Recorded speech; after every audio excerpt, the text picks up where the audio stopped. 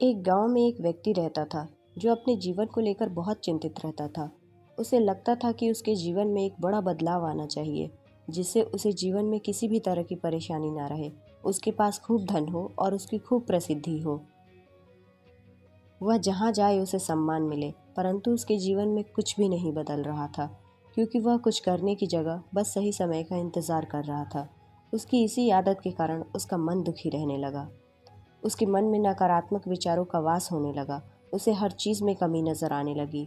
जब भी वह कुछ करने का मन बनाता तो अचानक उसके मन में विचार आता कि शायद यह काम ढंग से नहीं हो पाएगा। उसे लगने लगा कि शायद वह कुछ भी करने के लायक ही नहीं है। इसका परिणाम यह हुआ कि उसका जीवन पहले से भी ज़्यादा दुखमय हो गया। उसे समझ नहीं आ रहा था कि वह इस परिस्थिति से कैसे बाहर निकले, कैसे वह कोई ऐसा काम करे जिसमें वह सफल हो सके। दिन बीतते जा रहे थे, लेकिन उसे अपनी समस्या का कोई समाधान नहीं मिल रहा था। उसी दौरान उसके गांव में एक साधु आए, जिनकी प्रसिद्धि दूर दूर तक थी। सब ऐसा कहते थे कि उनके पास हर समस्या का हल मिल जाता है। जब उस व्यक्ति ने यह सुना कि साधु उसके गांव में आए हैं, तो वह बिना कुछ सोचे समझे अपनी समस्या लेकर तुरंत उससे मिलने चला गया। साधु को प्रणाम कर उसने अपनी समस्या बताई। उसने बताया कि वह जीवन में बदलाव चाहता है, परंतु उसे कोई सही राह नहीं मिल रही। इसी कारण उसके मन में नकारात्मक विचार आते रहते हैं और दुख हमेशा उसे घेरे रहता है। कोई काम करने जाता हूँ तो मन में उसकी विफलता का विचार पहले ही आ जाता है। बताइए मैं ऐसा क्या करूँ कि एक सुखद जीवन जी सकूँ। साधु ने पूरी बात सुनी और उस व्यक्ति को दूसरे दिन सूर्योदय के समय आने के लिए कहा। दूसरे दिन वह व्यक्ति साधु के पास पहुंच जाता है। साधु पूजा पाठ के बाद सैर के लिए निकलने वाले थे। उन्होंने उस व्यक्ति को साधु के साथ चलने को कहा। चलते चलते वे खेतों के पास पहुंचे। गेहूं की फसल की तरफ इशारा करते हुए साधु ने पूछा, क्या तुम बता सकते हो इस खेत में यह फसल कैसे उगी होगी? जी, पहले खेत को जोता गया होगा, फिर उसमें बीज डाला गया होगा। उसके बाद समय समय पर पानी दिया गया होगा, तभी ये फसल उगी होगी। उस व्यक्ति ने पूरी प्रक्रिया बताते हुए उत्तर दिया। थोड़ा आगे और चलने पर उन्होंने देखा कि एक खेत में घास ही घास थी।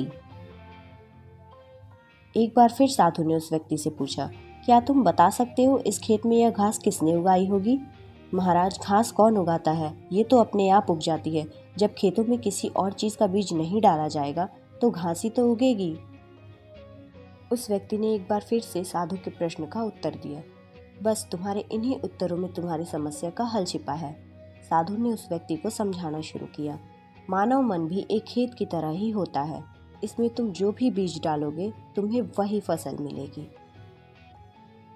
अगर तुम इस पर काम करते रहोगे, इसमें सकारात्मकता के बीज बोते रहोगे, तो ये तुम्हें सफलता की ओर बढ़ाएगा। और यदि तुम अपने भविष्य की चिंता में वर्तमान का समय भी नष्ट करोगे तो दिमाग में नकारात्मकता की वृद्धि होगी।